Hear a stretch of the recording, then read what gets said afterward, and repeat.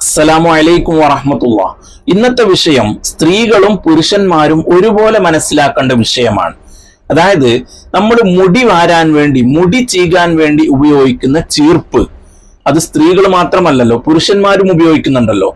പുരുഷന്മാര് മുടി വാരാനും അതുപോലെ തന്നെ താടി നീട്ടി വളർത്തിയ ആളാണെങ്കിൽ താടി വാരാനും ഒക്കെ ഈ ചീർപ്പ് ഉപയോഗിക്കാറുണ്ട് അല്ലെ. ചീർപ്പ് പല തരത്തിലുണ്ട്. റൗണ്ടിലുള്ളതുണ്ട്, വിരലിൽ കോൽക്കുന്നതുണ്ട്, അതുപോലെ തന്നെ നീളത്തിലുള്ളതുണ്ട്, രണ്ട് ഭാഗം കൊണ്ടും മുടി ചീകാൻ പറ്റിയ ചീർപ്പുണ്ട്. ഇങ്ങനെ പല തരത്തിലുള്ള ചീർപ്പുകൾ ഇന്ന് നമുക്ക് വാങ്ങാൻ കിട്ടും.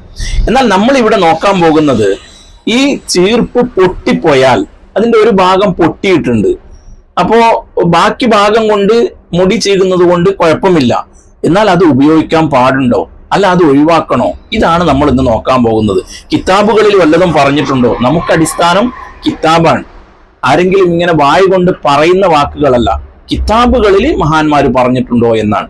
ഇത് നമ്മൾ നോക്കുമ്പോൾ ബഹുമാനപ്പെട്ട ഇബ്നു ഹജറുൽ ഹൈതമി റളിയല്ലാഹു അൻഹുവിന്റെ തുഹ്ഫ എന്ന് പറയുന്ന കിതാബിനെ അധികരിച്ചുകൊണ്ട് ബഹുമാനപ്പെട്ട ഇമാം ഷർവാനി റളിയല്ലാഹു അൻഹു ഒരുപാട് ദാരിദ്ര്യം വരുന്ന കാര്യങ്ങളെ കുറിച്ച് പറയുന്നുണ്ട്.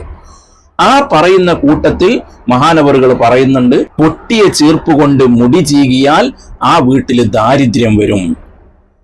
അപ്പൊ നമ്മൾ മനസ്സിലാക്കേണ്ട വിഷയം, പൊട്ടിയ ചീർപ്പ് കൊണ്ട് നമ്മളും മുടി ചീകാൻ പാടില്ല, നമ്മൾ മക്കൾക്കും വാരിക്കൊടുക്കാൻ പാടില്ല, ഒരാളും പൊട്ടിയ ചീർപ്പ് ഉപയോഗിക്കാൻ പാടില്ല. കാരണം എന്താ?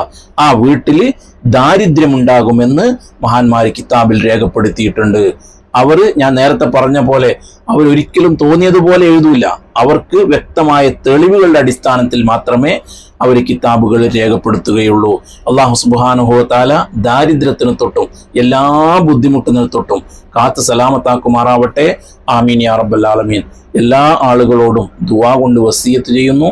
അസ്സലാമു അലൈക്കും വറഹ്മത്തുള്ളാഹി.